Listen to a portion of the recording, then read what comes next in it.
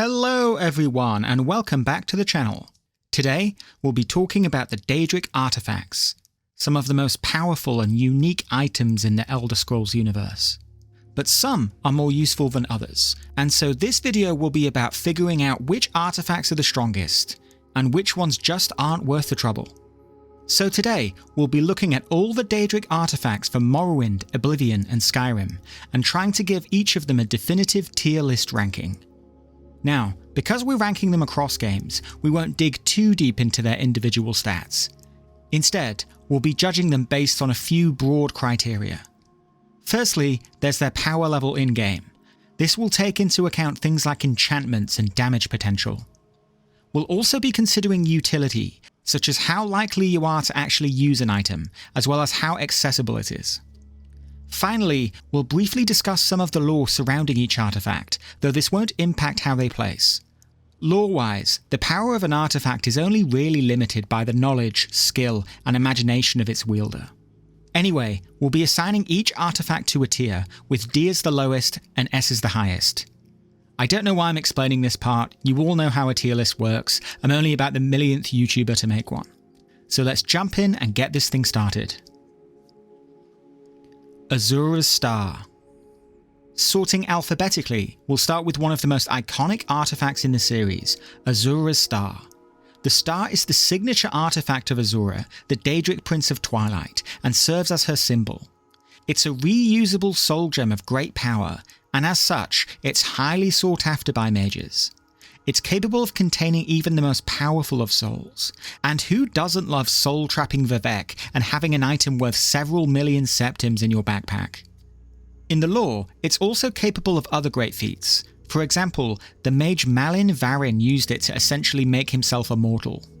As Azura is one of the more moral Daedra, her artifact is only normally capable of capturing white souls, that is, the souls of beasts. But it was corrupted by Varin to become the Black Star, able to capture the souls of mortals too.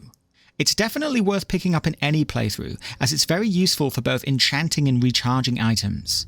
I think the only thing holding it back is that you can't usually use it to trap Black Souls, as those are easier to find than Grand Souls, and just as powerful.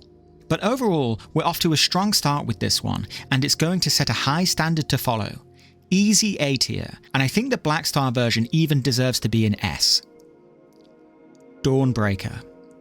Dawnbreaker is one of Meridia's artifacts, a powerful sword that inflicts fire damage and has a small chance of making undead enemies explode upon death. If you're a paladin-style character, this weapon is a godsend, and it's very satisfying to mow through undead with holy smites. Still, you have to wonder what self-respecting holy warrior would be caught dead using a Daedric artifact. For any other warrior, it's still a great weapon with a strong enchantment, although it can be a bit annoying when the explosion sends items flying. In the lore, Meridia bestows it upon her champions as a token of favour, and in the Second Era, the Vestige used it to stop Nocturnal from taking over the Crystal Tower and potentially destroying Nirn. All around, it's a powerful artifact, but it has plenty of competition in the enchanted sword category, and for that reason, I think it lands solidly in B tier. The Ebony Blade. Now we'll look at a more sinister artifact. The Ebony Blade was created by the web spinner Mephala as a tool of murder. Throughout history, it has been wielded by many powerful warriors, but has ultimately driven all of its wielders insane. In Skyrim, it's a two-handed katana with an absorb health effect, which can be improved by using it to slay your allies. The only problem with this method of increasing power is that it kind of relies on you having friends, and I know that's difficult for us Elder Scrolls enthusiasts. Anyway, in Oblivion, it's a one-handed katana with both absorb health and silence effects, both of which are useful, if not exactly game-breaking. Overall, I think it's a pretty solid artifact, but there are better enchanted weapons out there, so I think it earns a respectable place in B tier. The Ebony Mail. The Ebony Mail is one of the artifacts of Boethia, the Prince of Plots. It's a powerful piece of heavy armor, sometimes a cuirass, sometimes a full set. It's always had a high armor rating, but it's had various enchantments over time. In Morrowind, it has resist fire, shield, and resist magicka effects, whereas in Skyrim, it enhances your sneaking and provides a constant poison cloak effect.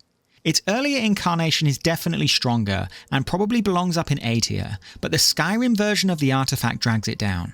The sneak and poison enchantments are weird effects to have on heavy armor, and would probably be better suited to a light armor piece for a thief or assassin build. And to be honest, they aren't all that useful anyway. For that reason, I think I can't put it any higher than B. Good, but falling short of greatness due to some subpar enchantments. The Fork of Horripilation. Now it's time for a more obscure artifact. The Fork of Horripilation is associated with Sheogorath, the Daedric Prince of Madness, who affectionately refers to it as Forky.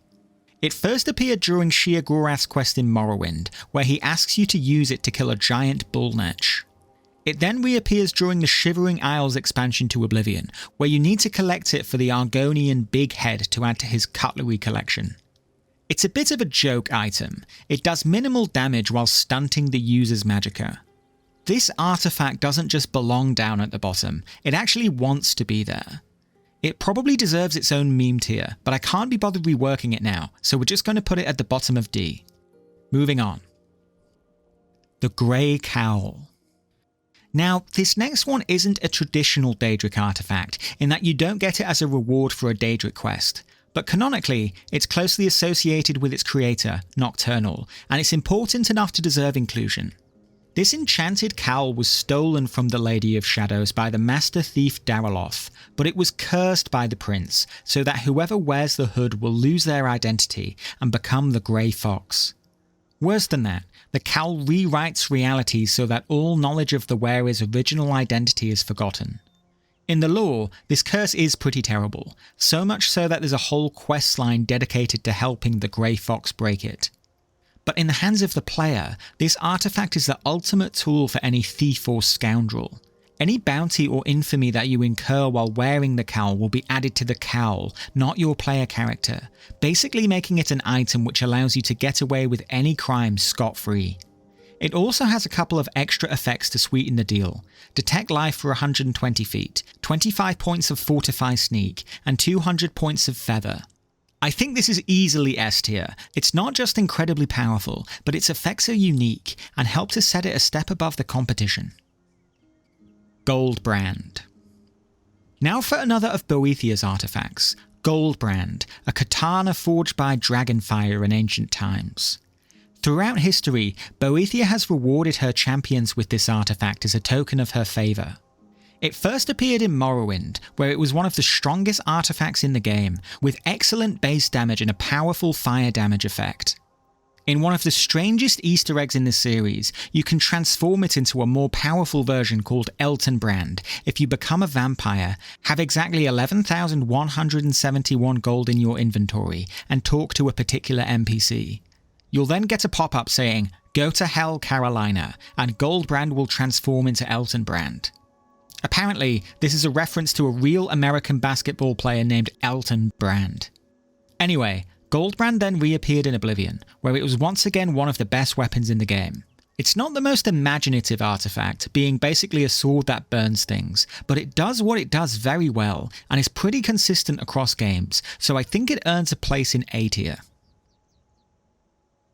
The Helm of Orin Bearclaw. Now this next one is also in the category of debatable Daedric artifact, as its origins are disputed. But because it's given as a Daedric quest reward, I've chosen to include it. The helm was originally worn by the legendary Dunmer hunter Orin Bearclaw, but later became an artifact of Malakath. In Morrowind, it's the reward for completing Malakath's quest, and it's one of the strongest armor pieces in the game, boosting agility and endurance by a whopping 40 points each.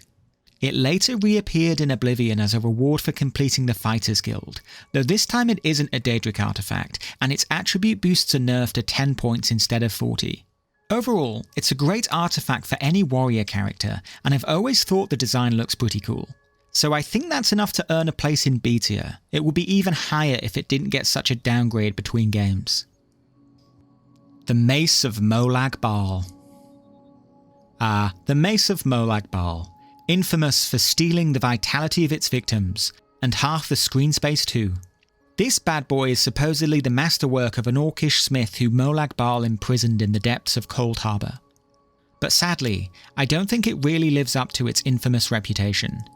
In the games, it traditionally had an absorb strength effect, which was pretty much useless, but it got slightly better in Skyrim when it was tweaked to damage magicka and stamina as well as soul trap. In the lore, it isn't really associated with any particular feats, although Molag Bal has been known to wield it personally in battle. While it looks pretty menacing, I think it falls flat overall. When compared to some of the other weapon artifacts, there's nothing that really makes it stand out. Yes, its raw damage is good, but that's to be expected when pummeling someone with a hunk of metal, and its enchantments are middling at best. To be honest, it's bang average, and deserves no higher than C tier. The Mask of Clavicus Vile. Now, time for Clavicus Vile's signature artifact, the one that makes your character look like they aren't allowed with 100 meters of a Cyrodiil school. Despite its questionable appearance, this artifact actually has an enchantment to make your character more charismatic. In Oblivion and Morrowind, it fortified your personality attribute, while in Skyrim, it fortifies speech and barter while giving you a slight magicka regeneration boost. It's typically considered one of the weaker Daedric artifacts, but it's not totally useless. Yes, speech isn't exactly the strongest skill in the game, but if you're a barbarian who can't string two words together, or a mage with zero social skills, having the mask is handy for a wide variety of situations. While it's not got any particularly impressive feats in the lore, I could see it being one of the more useful artifacts for a normal citizen of Tamriel, helping them succeed in trade or politics. So while it's far from the strongest artifact, it's still situationally useful, so I think it earns a place in C tier. Mehrunes Razor. It seems fitting that one of the most infamous artifacts belongs to Mehrunes Dagon, the Lord of Destruction. Mehrunes Razor is a Daedric dagger which is feared for its enchantment, which means that any cut from the blade has a chance of killing instantly. In Oblivion, it also has a disintegrate armor effect, which I suppose is nice, but doesn't really add too much. Still, it's a candidate for the best dagger in every game it appears in, with incredible base damage as well as a unique enchantment. In the lore, it's even more powerful than in the games. It's said to be able to cut anything, even concepts, and the fabric of reality itself. There's even a theory that Mankar Cameron used the razor on himself to change from a Bosmer into an Aldmer or an Ayleid. Can't blame him too much for that really. I mean, who'd want to be a Bosmer for all eternity? Anyway, this is one of the rare artifacts that's as good in-game as it is in canon, and for that reason, I think it deserves a place up in S tier. Ogma Infinium. The Ogma Infinium is an ancient tome containing the secrets of Hermaeus Mora, the Daedric Prince of Forbidden Knowledge. When reading the book, the reader absorbs a portion of its power, before the tome disappears from their possession for good. In the lore, the book is able to impart the reader with demigod-like power if they survive the trial of reading it. In-game, this power manifests as skill and attribute increases. You're given the option of choosing the Path of Steel, the Path of Spirit, or the Path of Shadow. In Oblivion, the tome grants you +10 to 2 attributes, as well as +10 to 3 skills, even allowing you to raise their base values above 100. In Skyrim, each path boosts all your combat, magic, or stealth skills by 5 levels each, which also brings the benefit of 3 extra levels for your character. It's a huge boost for any build. The only issue is if you get it too late in the game to boost your main skills. But this is the only artifact that directly buffs your character, and so it easily deserves a spot in S tier. The Ring of Hircine. This ring is one of the possible rewards for Hircine's quest in Skyrim. It's designed almost exclusively with werewolves in mind. The original version is cursed and causes the wearer to transform into a werewolf at random. But when the curse is lifted and the ring is given to the player, it adds a new power to your spell list so that you can transform into a werewolf more than once per day. It also appeared in the Blood Moon expansion for Morrowind, with a more straightforward enchantment that just transformed you into a werewolf for 6 in-game hours. There's not really much else to say about this one. I suppose it's useful if you're a werewolf, but it's still not that great either. The effect feels more like a perk that should have been in the werewolf tree. D tier, but still, better than the fork. The Ring of Khajiit. This enchanted ring is associated with both Meridia and Mephala. Supposedly, it belonged to Mephala first, before being stolen by the Khajiiti thief god Regine. which explains the name, I guess. Anyway, this appeared in both Morrowind and Oblivion, and is a great pickup for any thief or assassin character.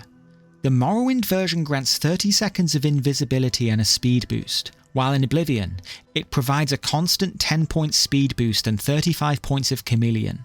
The main difference here is that invisibility makes you completely undetectable until you interact with an object, where chameleon just makes you harder to see. At lower levels, invisibility is definitely stronger, but at 100% chameleon, you get all the benefits of invisibility while still being able to attack and use items undetected. And in Oblivion, the ring is a great way to get towards that. Still, its utility is largely limited to stealth characters, and it's kind of annoying to be semi-invisible most of the time. Not great, not terrible. I think it belongs in C tier. The Ring of Namira. Oh look, another ring. I swear this is the last one. Anyway, the Ring of Namira is the reward given by the Lady of Decay, and it varies quite a lot between games.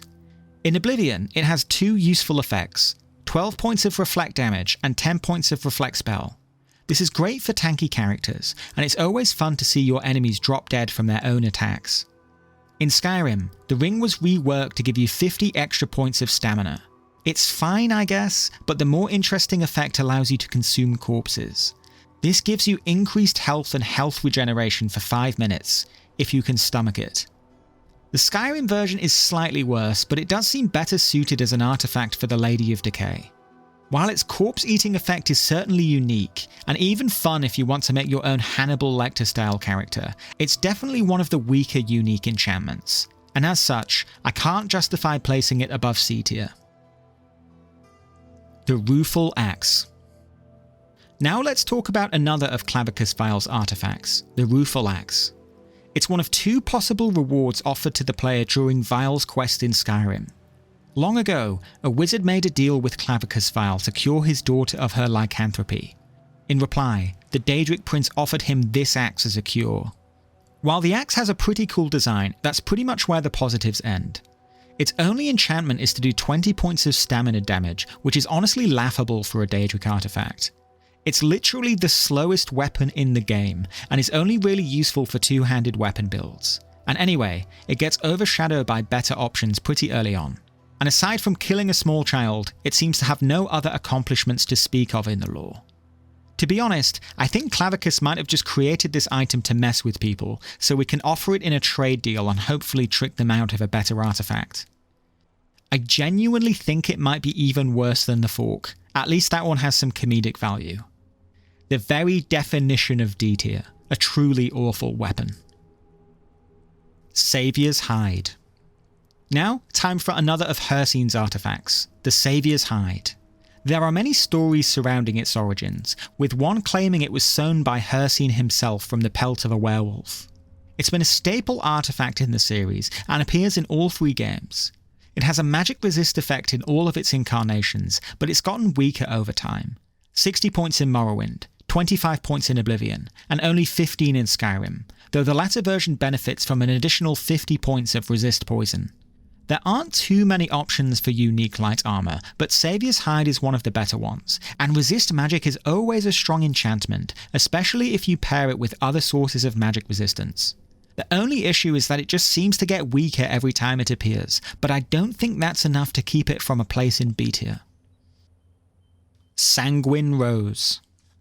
This staff is the signature artifact of Sanguine, the Daedric Prince of Pleasure. It has the ability to summon Daedra, but its exact effects differ slightly between games. In Oblivion, it summons a completely random Daedra on casting, anything from a lowly scamp to a mighty Zivalai. There's just one small problem. The Daedra isn't just hostile to your enemies, but to you as well.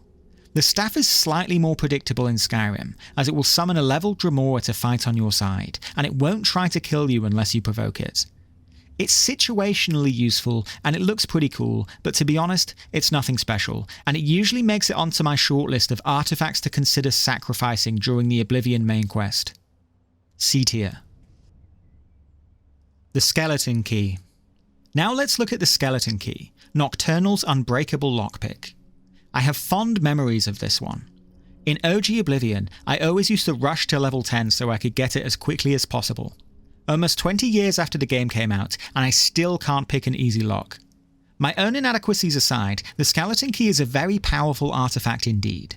It's essential for any thief or assassin, as it has the power to open any lock. But in Elder Scrolls games, lockpicking is useful for any character, and picking up the Skeleton Key basically allows you to bypass investing time or levels in that skill. In the lore, it's far more powerful than just a lockpick, as it's capable of opening doors between different planes of existence. Still, the only drawback with this is that it's been slightly inconsistent between games. It's best in Oblivion, where it essentially trivializes lockpicking for the rest of the game, and weakest in Morrowind, where it has a finite number of uses. Though to be fair, lockpicking is pretty weird in that game anyway. Sadly, you need to give it up in Skyrim if you want to complete the Thieves Guild questline. But unless you're some kind of masochist who enjoys breaking lockpicks, there's no reason not to pick this up in any playthrough, so for that reason, I think this is solidly S tier. The Skull of Corruption. This artifact belongs to Vaermina, the Daedric Prince of Nightmares. It appears in both Oblivion and Skyrim, but its effects are quite different in both games. The Oblivion version has a unique effect. When used on an NPC, it creates a clone of that character who fights on your side. This is great fun, and also pretty exploitable, as it allows you to clone NPCs' items, as well as make copies of yourself. In Skyrim, it's more of a straightforward damage-dealing staff, although you can increase its power from 20 points to 50 points by using it to steal the dreams of sleeping characters. In the lore, it's shown to be pretty powerful too, haunting the dreams of the whole city of Dawnstar. It's far from the strongest artifact, but its unique effects are quite fun, and earn it a place in C tier. The Spear of Bitter Mercy. Now this is a slightly more obscure artifact. If you've only played Oblivion or Skyrim, you might be thinking, what is a spear? Well, it's a kind of pointy stick that you can use to kill enemies. Sadly, they were all zero-summed out of existence around the end of the Third Era, so we never got to use them again after Morrowind. The Spear of Bitter Mercy is associated with a few Daedric princes, but most closely with Hircine. It's a strong weapon in its own right, and has a dual enchantment that summons a Storm Atronach and gives the caster a chance to reflect incoming spells. This enchantment might seem strange at first, so let me explain. In Morrowind, there were two categories of enchantments on weapons. The first was Cast on Strike, for example, a weapon like Goldbrand, which applies the effect when it hits. But you also had Cast when used, which basically gives you a spell which is attached to the weapon. So you could have weapons which did things like apply temporary buffs to your character, or summon minions, a feature that has sadly been removed from later games. So while it's a bit of a weird enchantment to have on a spear, Reflect is a pretty strong effect, and summoning a Storm Atronach is good in any fight. Lore-wise, it seems to be very powerful indeed, wielded by Hircine himself, and apparently strong enough to instantly kill any foe except another Daedric prince. The only thing really letting it down is its status as a spear, seeing as we rarely get to use them in-game, and even in Morrowind, it's one of the less useful weapon skills. Still, I think it's good enough for B tier. A great choice, if you ever get the chance to use it. Spellbreaker. Spellbreaker is a dwarven shield associated with Periite, the Prince of Plagues. Like the name implies, it helps the wielder defend themselves against magical attacks, and has had a variety of enchantments throughout its different incarnations. In Morrowind, it allowed you to cast a spell that silenced enemies in a large area, and provided you with 10 to 20 points of spell reflection. In Oblivion, this was changed to a constant effect of 30 points of spell reflection, making it a crucial item if you wanted to go for 100 points. In Skyrim, it was reworked again. This time, it puts up a magical ward when you raise your shield, which blocks incoming spells. It's strong in all its incarnations, but it's probably at its best in Oblivion. There's generally a shortage of shield artifacts, so this is a great pickup for any sword and board character, especially as it helps to negate the danger posed by those pesky mages. Good, but not great, so I think it earns a spot in B tier. The Staff of Sheogorath. I almost forgot about this one. The Staff of Sheogorath is wielded by the Prince of Madness himself, and is your reward for finishing the Shivering Isles questline. It has a unique and unusual effect, freezing all targets in a large area for 15 seconds, including enemies that are immune to paralysis. Funnily enough, you can freeze the targets in any position, even in mid-air. Also, it's not considered an offensive spell, so it isn't classified as a crime to use it. The only downside is that you can't deal damage to the paralysed target, but you can use it to steal items, run away from fights, or just as a get-out-of-jail-free card if a fight gets too rough. It's also just really fun to use, truly a fitting artifact for the Mad God. S tier. Umbra. This sentient soul-eating sword is most closely associated with Clavicus Vile, the Prince of Bargains. The sword has taken on a will of its own and slowly consumes the wielder's identity until they only know themselves as Umbra. It first appeared in Morrowind as a two-handed sword, wielded by an orc warrior who wants an honourable death in battle. If you manage to kill him, you can claim the sword, which is one of the strongest weapons in the game, even without its soul trap effect. It then reappeared as part of Clavicus Vile's quest in Oblivion, when he asks you to kill the sword's current owner and return the weapon to him. Of course, you can always turn him down and keep the sword. Probably the best option, as the mask isn't that great. Again, it's one of the best weapons in the game, with amazing base damage as well as a useful soul trap effect. It also has the benefit of being available at any level, that is, if you're able to kill its current owner. The lore surrounding this item is also pretty crazy. At one point, the sword rebelled against Clavicus and tried to usurp his power, even ripping a portion of his realm out of Oblivion and onto Nirn. This became the floating city of Umbriel, which then rampaged over Tamriel, hoovering up the souls of those it passed over before it was eventually stopped. Check out the 2 Elder Scrolls novels if you want to hear more about it. Thankfully, this weapon lives up to its reputation in-game and easily deserves a spot in the heights of S tier. Volendrung. This great warhammer is Malakath's signature artifact. It has the honour of being the only item with a province named after it. Long ago, the Dwemer king Rorken threw Volendrung across Tamriel, pledging to guide his people to wherever it landed, the land we know today as Hammerfell. The hammer then became the property of Malakath, who rewards it to his greatest champions. Fittingly for the god of the orcs, it's a two-handed weapon that requires great strength to wield. In Morrowind, it has no enchantments at all, but in Oblivion, it gets drain health and paralyze effects. The paralyze effect is nice, but I can't help but think it might be more suited to something like a dagger or a bow. I mean, just look at this thing. Surely if this hits you over the head, you're going to be pretty paralysed already. It then reappeared in Skyrim, and it suffered from being given an absorb stamina effect, which isn't really that useful. While it's a fearsome looking weapon, and surely an asset for anyone skilled with a warhammer, it's only really useful for warriors who favour strength over finesse, and its enchantments are rather hit and miss, so I can't justify placing it any higher than C. Wabberjack. Last, but certainly not least, we come to Sheogorath's most famous artifact, Wabberjack. Like all of Sheogorath's artifacts, this one has a weird effect. The power to transform its target into a different creature at random. This can be a blessing or a curse to the wielder, turning an enemy into anything from a harmless chicken to a ravening Daedroth. In Oblivion, it only worked on non-NPC creatures, which limited its utility a bit. But in Skyrim, it works on anything, and has the chance to incur a wide range of other random effects, from elemental damage to turning the enemy into coins or a sweet roll. Yes, it's random. Yes, it's unpredictable, but it's one of the most fun artifacts to use, and can be pretty powerful under the right circumstances. Canonically, its ability to bend reality probably makes it one of the most powerful artifacts in the lore, but it's simply too reliable in-game to earn a spot at the top, so I think B tier sounds about right for this one. And with that, we've come to the end. A definitive tier list of every Daedric artifact in 3 mainline Elder Scrolls games. Let's just pause for a moment to look at it in all its glory. I'm looking forward to hearing your thoughts and having my choices thoroughly eviscerated in the comments.